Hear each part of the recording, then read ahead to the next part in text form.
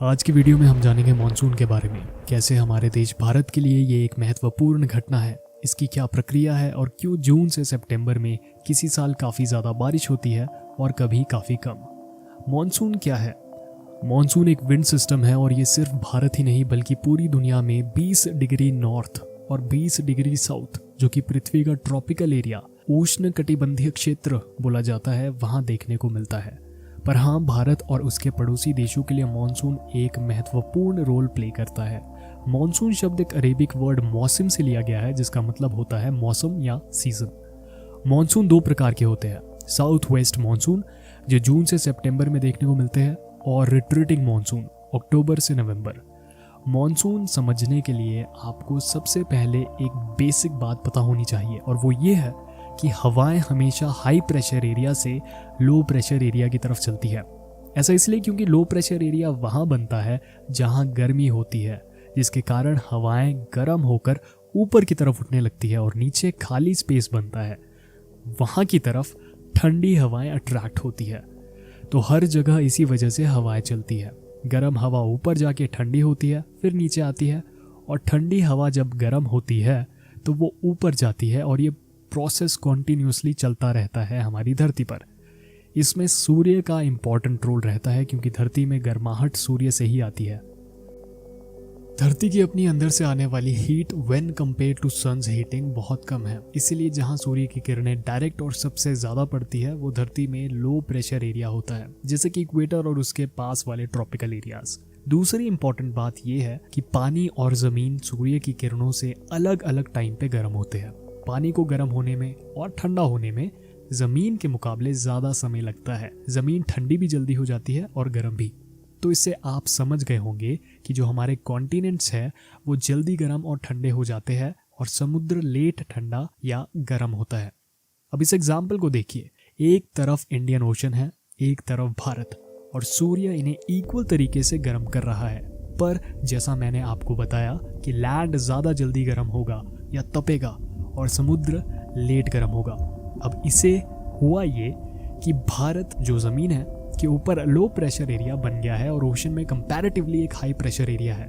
तो भारत में हवाएं गर्म होकर ऊपर की तरफ उठेगी, जिस वजह से हाई प्रेशर वाले एरिया से हवाएं लो प्रेशर वाले एरिया में आएगी, मतलब कि समुद्र से भारत की तरफ।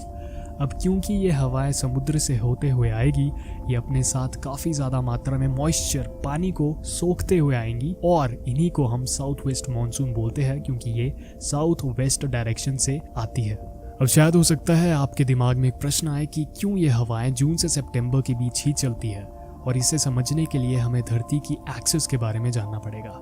देखिए, धरती सूर्य के आसपास रिवॉल्व करती है, बट धरती की एक्सिस, जिसे आप एक लाइन के तौर पर इमेजिन कर सकते हैं, जो धरती के बीचों बीच है, ये 90 डिग्रीज पर ना होकर 23.5 डिग्रीज पर झुकी हुई है। अब ये कुछ इस प्रकार से सूर्य के अराउंड रिवॉल्व करती है। तो आप देख सकते हैं कि रेवोल्यूशन के टाइम धरती में सूर्य की किरणें कुछ टाइम के लिए ऐसे पड़ती है कि maximum sun rays tropic of cancer वाले रीजन में फॉल करेगी। इसीलिए हम कहते हैं कि ट्रॉपिक ऑफ कैंसर इस समय वर्चुअल इक्वेटर बन जाता है। और ठीक ऐसे ही कुछ समय के लिए ट्रॉपिक ऑफ कैप्रिकॉर्न पर भी जब डायरेक्ट सूर्य की किरणें पड़ती है तो वो वर्चुअल इक्वेटर की तरह एक्ट करता है। तो जब हम ये बोलते हैं कि भारत में गर्मी का सीजन चल रहा है, तो इसका मतलब ये होता है कि सूर्य की डायरेक्ट और strong rays tropic of cancer, जो कि भारत से होकर गुजरती है, उस रीजन पे पड़ती है और एक स्ट्रॉन्ग लो प्रेशर क्रिएट होता है। और जब tropic of Capricorn virtual equator की तरह एक्ट करेगी तो समुद्र उस समय ज़्यादा गर्म होगा और लो प्रेशर वहाँ पर बनेगा। तो हवाएं भारत और उसके ऊपर और बगल वाले पड़ोसी देशों से गुजरते हुए साउथ की तरफ जाएगी।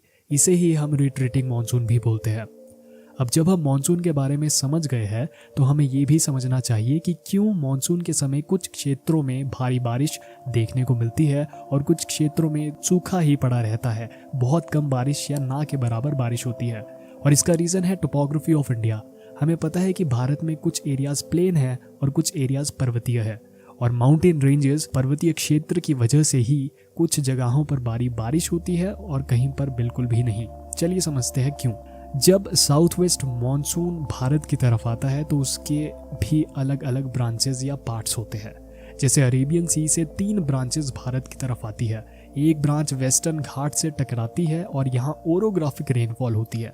ओरोग्राफिक मतलब ये है कि जब एक मॉइस्चर से भरी हुई हवा पहाड़ी क्षेत्र में आती है तो वो पहाड़ों पर ऊपर की तरफ चढ़ती है, और क्योंकि ऊंचाई पर तापमान गिरता है इसीलिए हवा भी ठंडी हो जाती है और उसकी मॉइस्चर कैरिंग कैपेसिटी कम हो जाती है। तो जो मॉइस्चर वो कैरी कर रही होती है वो कंडेंस होकर बारिश के तौर पर गिर जाता है। इसीलिए आपने नोटिस भी किया होगा कि पहाड़ का एक हिस्सा जो आने वाली हवा के सामने होता है वो हरा भरा होता है और पिछला हिस्सा थोड़ा सूखा होता है। रीजन यही है कि हवा जब पिछले हिस्से तक पहुंचती है तो उसका सारा मॉइस्चर खत्म हो गया होता है। इसीलिए कर्नाटका, तमिलनाडु एक्सेट्रा के इंटीरियर रीजन्स में उतनी ज़्यादा बारिश हमें मानसून के समय में देखने को नहीं मिलती है।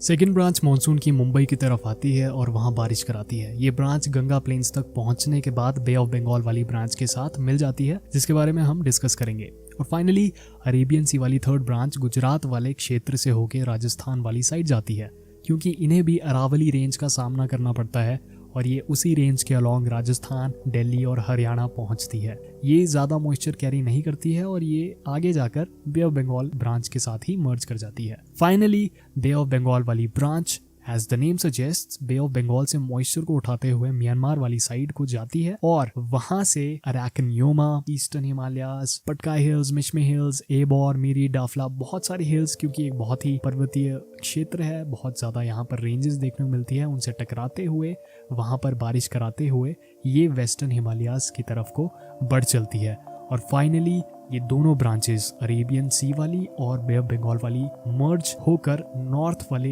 एरिया में, नॉर्थ वाले रीजन में भारत के बारिश को करवाती है। इस वीडियो में काफ़ी इन्फॉर्मेशन थी, इसीलिए हम बाकी इन्फॉर्मेशन जैसे मानसून की इंपॉर्टेंस और क्यों मानसून किसी साल कमज़ोर और कभी बहुत स्ट्रांग होता है और La Nina, El Nino, Indian Ocean dipole जैसे फिनोमेनल्स के बारे में हम नेक्स्ट पार्ट में डिस्कस करेंगे। धन्यवाद।